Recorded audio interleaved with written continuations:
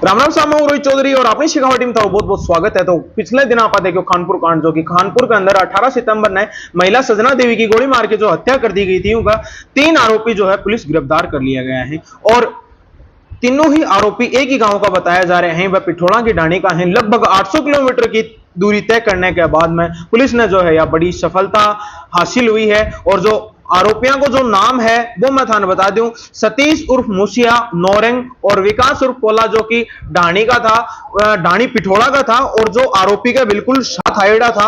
और अब पूरी वीडियो देखो, एसपी साहब क्या बता रहे हैं। झुंझुनू जिले का सिंघाना थाने पे 18/9/24 की सायंकाल गोली चलने की सूचना मिली है, ऐसा मेरे को थानाधिकारी के द्वारा अवगत कराया गया। मेरे निर्देश पर एसएचओ और सीओ तत्काल मौके के लिए रवाना किया गया। वहां पे ये पता लगा कि एक महिला सजना देवी की उमेश हिस्ट्री शीटर के द्वारा गोली मार दी गई है। ये लोग उसको तुरंत रेफर करा करके सिंघाना हॉस्पिटल होते हुए बीडी के हॉस्पिटल झुंझुनू तक आए। दुर्भाग्यपूर्ण था कि यहाँ हॉस्पिटल आने के कुछ समय उपरांत ही सजना देवी का देहांत हो गया। प्रथम दृष्टया जो कहानी सामने आई वो ये थी कि सजना देवी के पति, जो स्वयं एक फौजी थे, वो उस वक्त घटना वाले दिन से कुछ वर्ष पहले से जेल में बंद थे। उन्होंने जो हिस्ट्री शीटर उमेश, जिसने इस जघन्य हत्याकांड को किया था, के पिताजी, जो स्वयं भी सीआरपीएफ में कार्यरत थे, उनकी गोली मार करके हत्या कर दी थी। उससे ये पूरा घटनाक्रम बदले की भावना से और पारिवारिक रंजिश से होना पाया गया। तत्काल deputy SP Shri Noparam, CO Gohana, SHO, DSP team, cyber team, जैसा कि पुलिस में होता, सारी दौड़भाग प्रारंभ की गई। हमें कुछ क्लू मिले, कुछ लीड्स मिले। कुछ क्लू हमें हरियाणा की तरफ ले जा रहे थे, कुछ क्लू हमें रेलवे स्टेशन की तरफ ले रहे थे, जहां से कि ट्रेन कहीं अजमेर नसीराबाद की तरफ जा रही थी। कुछ क्लू हमें तीसरी दिशा की ओर ले जा रहे थे। जो भी क्लू झुंझुनू पुलिस को मिले, उस पर कार्रवाई करते हुए छोटी छोटी टीमें हर दिशा की ओर रवाना की गई। लगातार साइबर कैमरे, जो इन तमाम स्टेशनों से लेके, बस स्टैंड से लेके, कस्बों से लेके, जहां भी मूवमेंट, हमारे मुखबिर, सबके मिले जुले प्रयासों से ये 6 टीमें थी जो भाग रही थी विभिन्न दिशाओं में। अल्टीमेटली हमें 3 लोगों को दस्तयाब करने की और गिरफ्तार करने की स्थिति में झुंझुनू पुलिस आई है।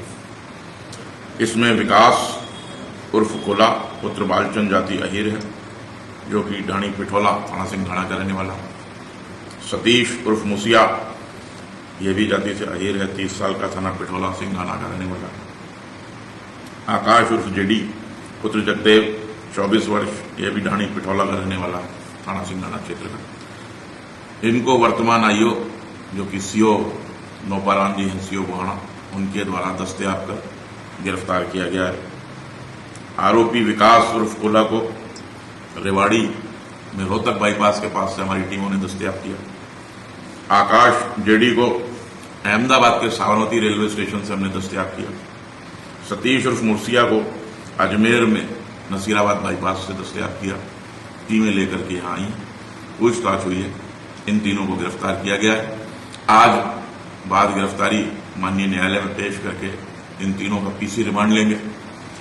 इनमें घटना में जो भी प्रयुक्त हथियार है उसको बरामद करने की कोशिश आईओ और झुंझुनू पुलिस करेगी। इसके अतिरिक्त अन्य साथी, जिसमें से एक उमेश, सबको पता ही है, अन्य जो भी लोग इसके अंदर थे, उनको भी दस्तयाब और गिरफ्तार करने की कोशिश जल्द से जल्द झुंझुनू पुलिस करेगी। सर, इनका आपराधिक रिकॉर्ड? विकास उर्फ कोला, आकाश उर्फ जेडी, इनका तो कोई आपराधिक रिकॉर्ड है नहीं। सतीश उर्फ मूसिया के ऊपर 2015 में एक धारा 308 का मुकदमा है।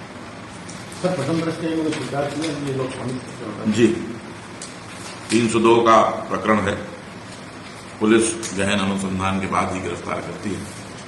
तमाम लोगों से अब तक कम 30-32 लोगों से पुलिस के द्वारा पिछले 3-4 दिनों में पूछताछ की गई है, थाने पे लाया गया है।